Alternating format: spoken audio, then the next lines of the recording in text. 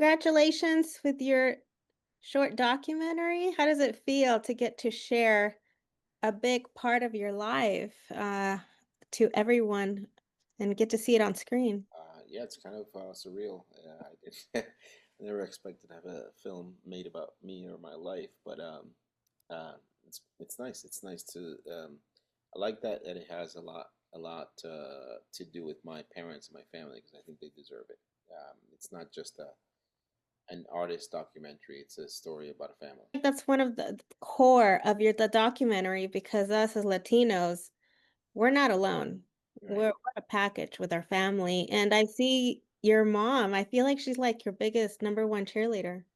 Yeah. Yeah. She can be. She can also be my biggest critic. So, as Latin moms tend to be. That's what helps us find structure, right? And continue. It gives that push. Yeah. And your dad also, he's in the documentary too, very humbling, and I feel like he kind of brings in like a little bit of the root of your family. And that maybe is what also structured you for your art. Yeah, I think yeah, my father was very kind of solid guy, and everyone really loves him. He was very honest and straightforward, and is always willing to help people out, and just uh, stood up for things whenever he felt they were not correct or not right. And yeah, I'm very lucky to have had such great parents that supported me since I was a little kid, and you know, and especially in my father, he was also a photographer, so he took a lot of photographs that I was able to use as reference for my book that I created, which is the basis of the documentary. I think his photographs had a lot to do with sort of like keeping this record of what Cuba was like in the '70s, what our family was like, and um, and it actually for me was the first art that I looked at was were my father's photographs. I was not in Cuba. I was not going to museums or anything like that. We didn't have anything like that in our little town. Um, but it was his photographs, which were always, we had a dark room in the bathroom, so I would, always whenever I go in the bathroom, there'd be film and photographs hanging by.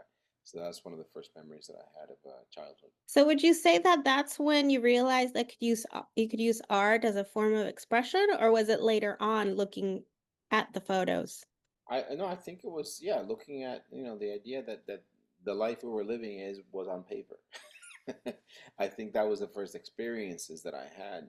So I was probably 4 or 5 when he was doing the photography.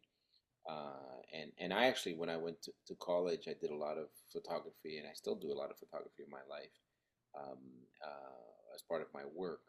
And in the show that I have now, and also in the film, a lot of the photos you saw are my father's photographs. I think we kind of sometimes don't pay attention to imagery and how photographs can really keep a tab on all these moments. I think when I was younger, probably a teenager in Miami, I was like, "Don't take pictures of me. I don't want pictures." A teenager's generally hiding from cameras. And now I look back, oh, I wish I had taken more pictures when I was cute, when 15 or 16. But it's definitely he's always my father has always been a very important person because I did spend a lot of time with him when when when when I was a teenager on his truck, and a lot of life lessons were learned on his truck. I spent most of his summers there, and that's where I learned like how to do the right thing. Don't do this. Don't do that. Don't get into trouble, which has helped me nowadays when um, we have people looking for the record, things they did in the past to find ways to deport people. I have no crime history whatsoever. Now, can you talk to me about getting to share your art in this documentary, but also get to see it turn into animation? That was kind of cool. I didn't realize they were going to do that, and they at some point they asked me. But yeah, um, a lot of the most of the work in my book that was animated for part of this documentary, and I think it brings sort of new life to the project. Um, Yeah, in general, it was just I really loved the way they edited it. You know, they edited the film with the animation, with my drawings, with the footage of my family. Um, it was over a year of them coming to my events and being, asking me things in my studio and things like that. Now they were able to like pick out the choice phrases to create a whole narrative for the story. Which one was your favorite to see Which animated? which being animated? Which one? Hmm. Oh, I don't know. There's one scene where I'm just like that, and like I'm looking to the side. It's something that I do in my life. Sort of like kind of like looking suspiciously around me when I'm a little kid in Cuba, and I think that that's a good one because it gets at the heart of actually how I was when I was a kid. I was having a lot of fun, but I was always listening and pay attention to when people not when people were talking. It's when people stopped talking in Cuba. That always made me go, why? We were having such a great time. Why is everybody being quiet now? And usually it was because there was a snitch or someone in the neighborhood that was listening in. And that's one of the things, one of my core memories of childhood is that this idea you had to be quiet at certain times.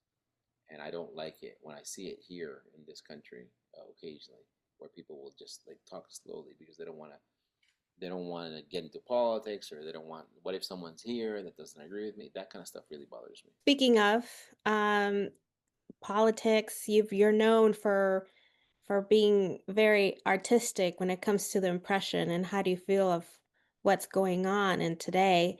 Is there one painting that you've actually kept to yourself because you don't want to share on your form of expression? Let me see. I have done that in the past, but I eventually share them. That's why I'm trying to see if I have anything left.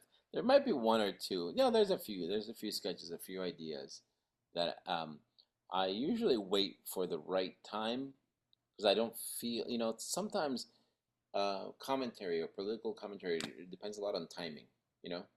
And there are times where like I don't think the world's ready for this one yet. But then something happens like, okay, yeah, yeah, okay, this is the right time. And that's happened with a few images in the past. So yeah, there's a few that I'm kind of holding off to show it when something makes sense. Does it mean that you pretty much, whenever you're going through some turmoil or emotional moment, you go to your art room and that's where you just use it as therapy and express yourself, and that's where the magic starts? Well, I mean, it definitely happens. Yeah, it happens that way sometimes, but a lot of other times I'm in the art room all the time, as you can see. This is where I am, so I don't have to go to it. I should probably get away from it a little bit too, more often. Um, but yeah, there are times when actually the one time where art was therapeutic for me, that I actually kind of went, oh my God, this is the first time I noticed this, was in during the pandemic and around 2020, when there was so much bad news coming, and I was getting, for the first time in my life, I was having like these weird like little panic attacks, like like I was reading too much about people having trouble breathing and all that, and also I'm like, oh, I'm having trouble breathing. And I just grabbed the canvas and started painting, and actually like made me feel better after that.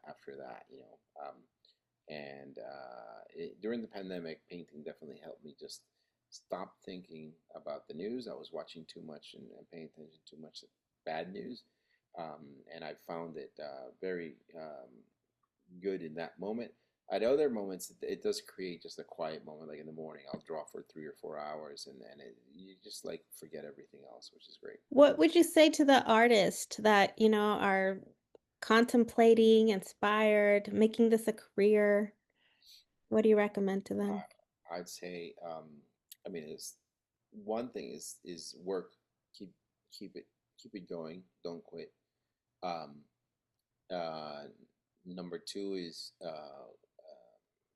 work on the work. Don't think ahead too much, because the connection from here to the paper is never it's never gonna happen. It's too distant. So you have to resolve things on the format, on the canvas or the paper. And number three is study, is go to museums and go to galleries and become involved and really try to understand the people that are great or have been great at this thing called art, how they worked, how they processed. And what I found out is that they were not the masters weren't masters all the time. Much work by if you look deeper and deeper, the Picasso, Leonardo da Vinci, many people. You actually start studying and you realize, oh wow, they weren't perfect all the time. They made mistakes. They didn't always make a masterpiece. They were working. It's like any job. You go, you work. Sometimes you make something good, but many times you don't. And the more you study them, the more you realize that they're human. Like they're not gods, and that I think makes you feel like, oh, okay, I can make a mistake once in a while. It's not the end of the world. It's okay. It's okay to make mistakes and work on it some more and come back to it. Well, thank you and congratulations with your book. Um, I can't wait to look it over. Thank you.